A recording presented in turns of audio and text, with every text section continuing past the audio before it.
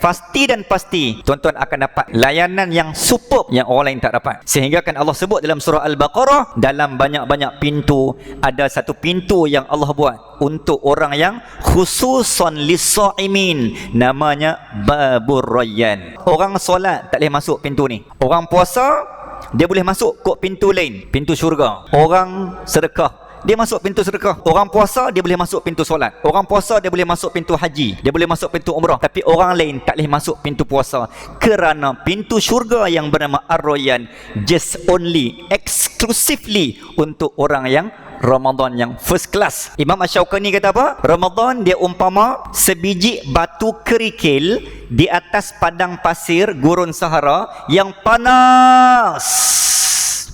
Dan batu tu tertanam dalam tanah dan pasir. Batu tu diselimuti dan diselubungi oleh pepasir yang menutup keseluruhan batu kerikil tersebut. Datangnya hujan, dia membersih dan memutih. Hujan membuang pasir pada batu tersebut. Datang panas, dia memberikan silau dan kilau, lebih berkilau daripada mak kilau.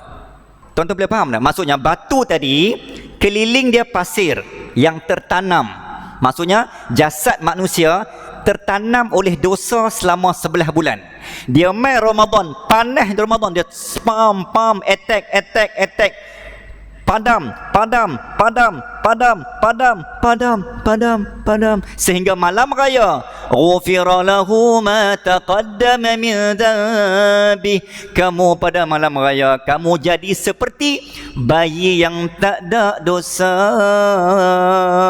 Maka malam hari raya adalah malam seperti batu yang bersilau dan berkilau, langsung tak ada kotoran.